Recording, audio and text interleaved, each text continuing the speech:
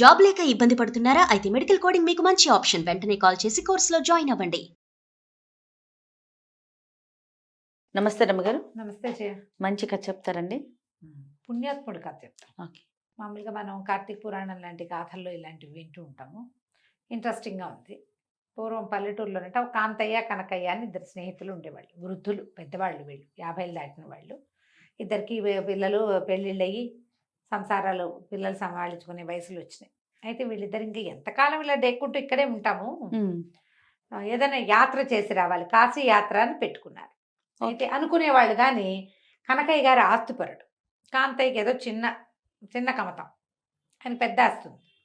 అయితే ఆయన తెమిల్చుకోలేకపోతుంటాడు. ఈ కాంతయ్య చాలా భక్తుడు, మంచివాడు.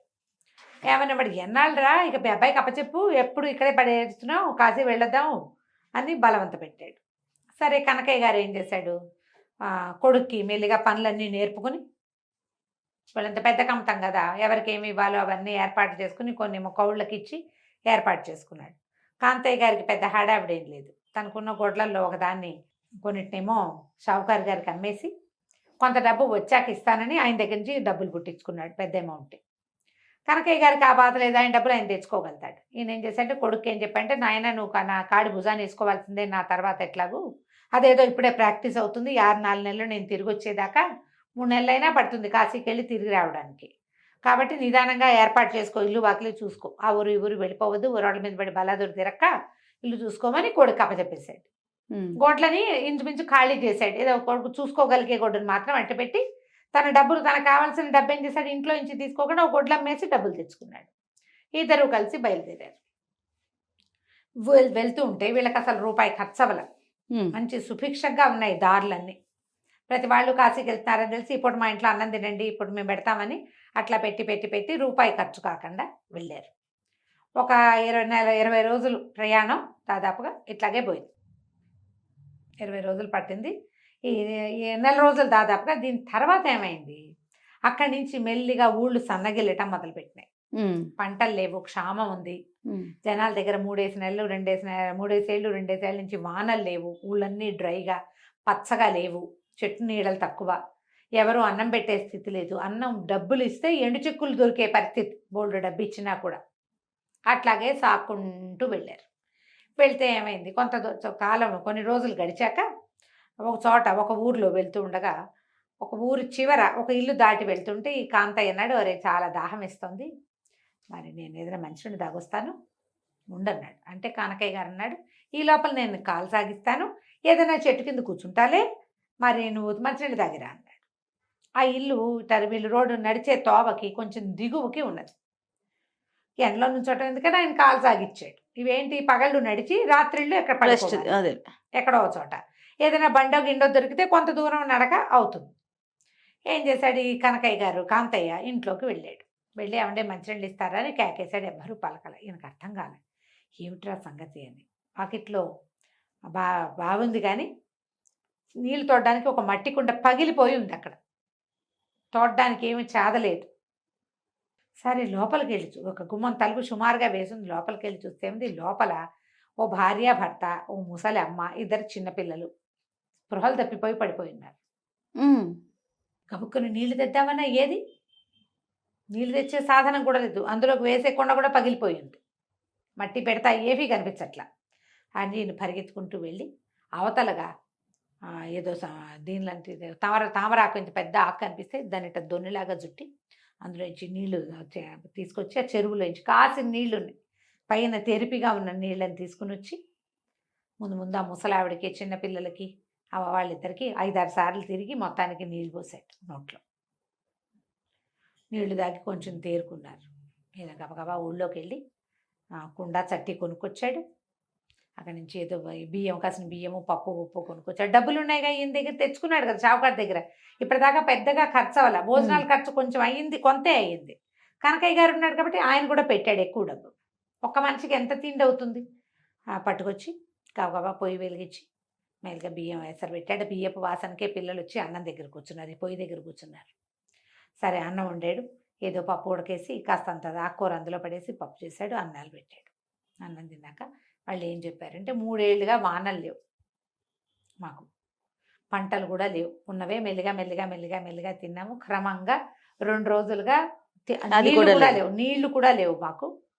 దాంతో ఇట్ట పడిపోయామంటే ఆయన ఏమన్నాడు, సరే నేను బాబు పద నీకు నేను సహాయం చేస్తానని పొలమేమో ఎవరి దగ్గర కుదవ పెట్టారు. ఏదో ఒకటి చెయ్యాలంటే సరే లేచెళ్ళి తీసుకుపోయాడు. కొన్ని సరుకులు తీసుకొచ్చాడు. తన దగ్గర డబ్బులు ఉన్నాయి కదా, షావుకారు దగ్గర 40 రూపాయలకి కుదవ పెట్టిన పొలం వెనక్కి తీసుకున్నాడు. అక్కడి నుంచి ఒక జత ఎడ్లు అరకుంది వాకిట్లో, తన్నే దున్నేందుకు నాగలుంది, ఎడ్లు లేవు. ఓ జత ఎడ్లు కొనుక్కొచ్చాడు. ఏదో ఒకటి చేద్దాం బాబు, నిన్ను ఇట్ట వదిలిపెట్టి వెళ్ళబుద్ధి కావటం లేదు. వెళ్దాం అనుకున్నాడు. వీళ్ళు కాస్త లేస్తే వాళ్ళకి ఆసరా అయ్యేది. అవును. చూస్తూ చూస్తూ దేవుడి కోసం అని పరిగెత్తి నేను, ఓ భార్య భర్త, 2 పిల్లలు, ముసలావిడ. అన్నం తిని ఆడుకుంటున్న పిల్లల్ని చూస్తే ఆయనకు సంతోషంగా అనిపించింది. దేవుడిని చూస్తున్నట్టే ఉంది. ఇక్కడే ఉండిపోయాడు వీళ్ళతో పాటు, వాళ్ళకి సహాయం చేస్తూ. ఈ ముందుకి నడిచి వెళ్ళిన కనకయ్య గారు ఎక్కడో చెట్టు కనపడితే చెట్టు కింద కూర్చుని మెల్లిగా కాలు చాచి నిద్రపోయాడు. లేచి చూసుకుని ఇదేమిటి చల్లబడిపోయింది, కాంతయ్య ఏడి అంటే వాళ్ళు వచ్చి నేను పడుకున్నానని వెళ్ళిపోయాడేమోని నడవడం మొదలుపెట్టాడు.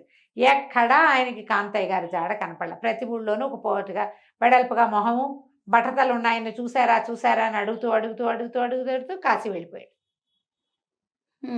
నెలలు గడిచినా ఈయన ఇక్కడే ఉండిపోయాడు. ఈయన ఏం చేశాడు, ఇక్కడ వీళ్ళతో పాటు ఉండి అతను చెప్పాడు, ఆ రైతు బాబాయ్ ఎన్నాళ్ళని ఉంటా ఉన్నబట్టి ఎంతో కొంతకాలం అయినా మీరు బతకగలరన్న నమ్మకం వచ్చాక వెళ్తా, బతకాలి, అంత బతుకుతారు, పర్వాలేదు, నేను చూస్తూ ఒక కుటుంబం మొత్తానికి చావు చూసి వెళ్ళలేను నేను అని చెప్పి ఆ పక్కనున్న స్థలం వాళ్ళదే చక్కగా దున్ని ఇతనితో పాటు కూరగాయ ముక్కలు పెట్టి కూరగాయలు అమ్మటం మొదలుపెట్టారు. కూరలు ఏముంది, ఇప్పుడు పంటలు అంటే 4 నెలలు పడుతుంది.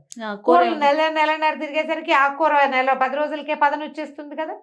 ఆ కూరలు పెట్టి మెల్లిగా కూరగాయలు అమ్మించి వాళ్ళు పర్వాలేదు ఇది నడుస్తారు అని అనుకున్నాక వెళ్ళొస్తానన్నాడు. ముందంతా పిల్లలు వెళ్ళమని వీళ్ళు అన్నారు, కానీ తర్వాత అలవాటు అయ్యాక తాతను వదిలిపెట్టలే. పిల్లలు తాత అనేవాళ్ళు, ఆవిడేమో తమ్ముడు అనేది, ముసలావిడే, ఇక కొడుకు కోడలేమో బాబాయ్ అనేవాళ్ళు. ఏం చెయ్యాలో తెలియక అట్లాగే ఉండిపోయాడు. నెలలు గడిచిపోయినాయి. తీరా డబ్బులు చూసుకుంటే ఆయన దగ్గర 12 రూపాయలు ఉన్నాయి. ఇప్పుడు ఇవన్నీ కొనిపెట్టా కదా, నా డబ్బులు నాకు ఇవ్వండి అంటే ఇంకో సంవత్సరం పోయాక ఇస్తారు వాళ్ళు, ఇప్పుడు ఏటా ఇస్తారు. ఈయనేమనుకున్నాడు, నా బందాయి 12 రూపాయలతో కాశీ ప్రయాణం నేనేం చేస్తాను, ఈ దారిలో ఏదో వీళ్ళు రొట్టెలు చేసి పెడతారు, చేసిస్తారు, ఒక 10 రోజులకు సరిపోతుంది, ఇంకేదో కొనుక్కుని తిని మెల్లిగా ఇల్లు చేరదాం, ముందుకి పెద్ద అవసరం ఉండదు కదా, ముందంతా 20 రోజులు బాగా నడిచారు కదా. సరే అక్కడి నుంచి ఏమనుకున్నాడు, వెనక్కి వెళ్ళిపోతాను రే నాయన అని వెనక్కి వెళ్ళిపోయాడు. ఇంటికి వెళ్ళిపోయాడు. ఇంటికి నడవడం మొదలుపెట్టాడు. ఈ లోపల కాశీకి చేరాడు కదా కనకయ్య గారు. ప్రతి ఊళ్ళోనూ బట్టతలు ఉన్న మనిషిని చూసారా అని అడగటం మొదలు. ఎక్కడా దొరకలా. చివరికి కాశీ విశ్వేశ్వరుడి దేవాలయం చేరుకున్నాడు ఆయన. కాశీలో ఏదో అన్నసత్రంలో దిగాడు. వాళ్ళు ఏదో 2 జతల బట్టలు ఉన్నాయి ఆయన దగ్గర, అంతే. భోజనం పెట్టారు. దర్శనం వెళ్ళైందండి, వెళ్ళండి అన్నారు. ఈయన దర్శనానికి వెళ్ళి గుమ్మం దగ్గర నిలబడితే అందరూ వచ్చిన భక్తులందరూ ఏం చేస్తారు, కాశీ విశ్వేశ్వరుడి దగ్గర నేల మీద చేతులు నుంచి తల ఆనిస్తారు. ఆ ఆంతున్న తల తలతల్లాడుతూ బట్టతల కనపడింది ఈయనకి, ఒక తల. చూసేసరికల్లా కాంతయ్య, ఓరిని నాకంటే ముందు వచ్చి దర్శనాన్ని కూడా కుదురుకున్నాడు వీడు అనుకున్నాడు. అనుకుని కనపడతాడు అనుకున్నాడు. దర్శనం అయ్యాక చూస్తే కాంతయ్య కనపడలా. అక్కడి నుంచి ఈయన సాక్షి గణపతి దగ్గరికి వెళ్ళాడు. సాక్షి గణపతి, జుండి గణపతి దేవాలయం ఉంటుంది, కాలభైరవుడి దగ్గర, ప్రతి చోట ఈయన కనపడ్డాడు. దూరం నుంచి ఆయన బట్టతలు నిగనగలాడుతూ కనపడుతున్నాయి దూరానికి. 5-6 చోట్ల మన మణికర్ణికా ఘట్టం దగ్గర కూడా కనిపించాడు. ఎవరినైనా అడిగితే మేము చూడలేదు అంటున్నారు, ఈయనకి మాత్రం కనపడుతున్నాడు. సరే ఈయన ఏమనుకున్నాడు, సరేలే ఎవరితోటైనా వచ్చి ఉంటాడు, కానీ ఇంటికి వెళ్ళాక మాట్లాడుకుందాం అనుకుని తన దర్శనాలన్నీ చేసుకుని చేయదలుచుకున్న దానాలు, బాగా డబ్బులు తెచ్చుకున్నాడు, దానాలు ధర్మాలు చేసుకుని చల్లగా బయలుదేరి వచ్చేటప్పుడు ఏ ఇంటి దగ్గర కాంతయ్య గారు ఆగిపోయాడో ఆ ఇంటి దగ్గర ఆగాడు. ఆగితే అంతకుముందు వెళ్ళేటప్పుడు డ్రైగా పూరి గుడిసే ఉంది. ఇప్పుడు గుడిసె నిండా పాకిన ఆనపాదులు, చుట్టూతా ఉన్న బీరపాలు, మొత్తం అంతా సస్యశ్యామలంగా ఉంది. ఒక గుంట తవ్వ ఉంది, దాని నిండా నీళ్లున్నాయి. మంచినీళ్ళకి వెళ్ళినప్పుడు నా స్నేహితుడు ఇక్కడే మంచినీళ్ళు తాగాడు అన్నాడు. అటగా పేరేంటండి అని అడిగాడు అతను. కాంతయ్య బాబాయ్, మాకు తెలియపోవడం ఏంటి, 3 నెలలు మాతోటే ఉంటాను, ఇవాళ మా బతుకు ఆయనే కారణం అని చెప్పాడు కుర్రాడు, ఆ రైతు కుర్రాడు. ఈయన ఆశ్చర్యపడి 2.5-3 నెలల పాటు ఇక్కడ ఉంటే వాడు నాకు కాశీలో ఎట కనపడ్డాడు, కాశీకి వచ్చే ఛాన్సే లేదు. బాబాయ్ కాశీ వెళ్ళలేదండి, డబ్బులు సరిపోవురా అయ్యా, ఇంటికి వెళ్ళిపోతాను అన్నాడు. మీదటికి బయలుదేరినప్పుడు వస్తానన్నాడు, మా పిల్లలకి మాట ఇచ్చాడు అని చెప్పి తను ఆశ్చర్యపోతూ వెనక్కి వెళ్ళాడు. రాని కాంతయ్య నాకు ఎట్లా కనపడ్డాడు అని ఆలోచిస్తూ ఇంటికి వెళ్ళాడు. ఇంటికి వెళ్తే ఇంటి దగ్గర ఉన్నాడు కాంతయ్య. తక్కువ దూరం కదా, 20 రోజుల నడికేగా ఆయన వెనక నడుచుకుంటూ వెళ్ళిపోయాడు. ఈయన ఇదంతా చూసుకుని 4 నెలలకి 3 నెలలకి వెళ్ళాడు మొత్తానికి.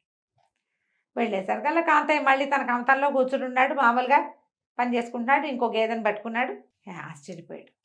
ఏంట్రా పుణ్యాత్ముడివిరా నువ్వు, నేను ఒట్టిగా శివరి దర్శనం కోసం చేశాను అంతే తప్ప డబ్బు ఖర్చు పెట్టుకున్నాను కానీ ఇంకేది ఖర్చు పెట్టలేదు. అందుకని భగవంతుడు నాకు రాముల దర్శనం ఇచ్చాడు, నీకైతే బ్రహ్మాండమైన దర్శనం ఇచ్చాడు, నిన్ను నాకు అక్కడ చూపించాడు, నువ్వెంత పుణ్యాత్ముడివో నాకు తెలియజేశాడు. ఈసారి ఇతరులకు సహాయం చేస్తూ యాత్ర చేయడానికి మళ్ళీ వస్తాను నేను నీతోటి అని చెప్పాడు. ఎంత చక్కటి విషయం కదండి. సూపర్. అది కంచికి మనం ఇంటికి